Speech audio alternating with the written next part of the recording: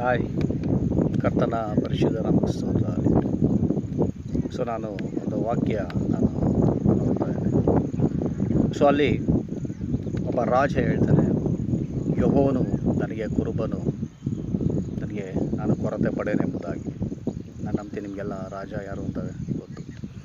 So ಆ ದಾವೀದನು ಆತನ ಹೇಳ್ಬೇಕಾರೆ ನಾನು ಯೋಚನೆ ಮಾಡಿದ್ದೇನು ಅಂತಂದರೆ, ಇವತ್ತು ಈ ಭೂಲೋಕದ ರಾಜರ ಬಗ್ಗೆ ನಾವು ಯೋಚನೆ ಮಾಡಿದ್ರೆ ಫಸ್ಟು ಅವರು ಯೋಚನೆ ಮಾಡೋದು ಅವ್ರಿಗಿರುವಂಥ ಜನರ ಬೆಂಬಲ, ಅವ್ರಿಗಿರುವಂಥ ಸಾಮರ್ಥ್ಯ, ಅವ್ರಿಗಿರುವಂಥ ಹಣಕಾಸು ಅಥವಾ ದುಡ್ಡು.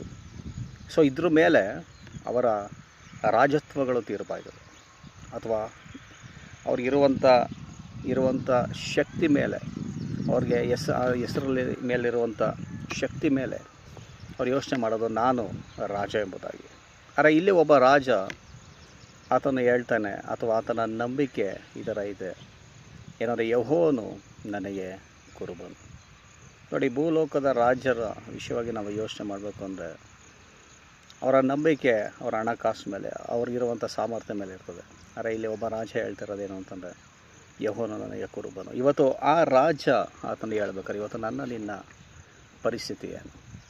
ಓಕೆ, ಇವತ್ತು ನನ್ನ ನಿನ್ನ ನಂಬಿಕೆ ಏನು? ಒಬ್ಬ ರಾಜನೇ ಯೆಹೋವನ ಮೇಲೆ ಭರವಸೆ ಇಟ್ಟಿರ್ಬೇಕಾರೆ ಇವತ್ತು ನಾವು ಇವತ್ತು ಯಾವ ರೀತಿ ನಾವು ಈ ಲೋಕದಲ್ಲಿ ನಾವು ಹೋಗ್ತಾ ಇದ್ದೀವಿ ನೋಡಿ. ಕೆಲವು ಸತಿ ನಮ್ಮ ಜೀವನ ನಾವು ಅಂದ್ಕೊಳ್ದೆ ರೀತಿಯಲ್ಲಿ ಅದು ಹೋಗ್ತಾ ಇರ್ತದೆ. ನಾವು ಕೆಲವು ಸತಿ ಎಕ್ಸ್ಪೆಕ್ಟೇಷನ್ ಈ ರೀತಿ ಇರುತ್ತೆ, ಆದರೆ ಅದು ಬೇರೆ ರೀತಿ ಆಗ್ತಾ ಇರುತ್ತೆ.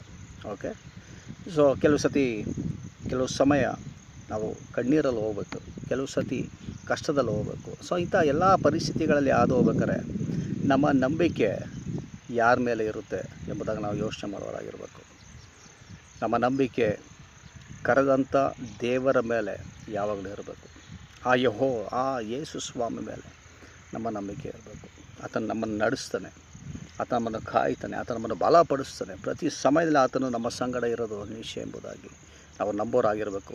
ಸತ್ಯವೇದ ಹೇಳ್ತದೆ, ಯಾವಾಗಲೂ ನಾನು ನಿನ್ನ ಸಂಗಡ ಇರ್ತೇನೆ ಎಂಬುದಾಗಿ ದೇವರ ವಾಕ್ಯ ಹೇಳ್ತದೆ. ಸೊ ಇವತ್ತು ನಾನು ನೀವು ನಂಬೋಣ.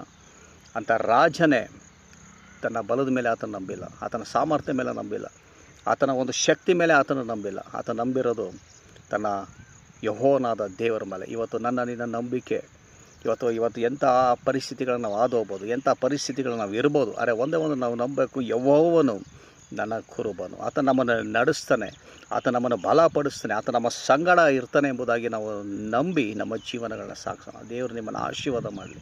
ಇವತ್ತು ನಾವು ಅಂದ್ಕೊಂಡಿದ್ರೆ ಇವತ್ತು ನಾನು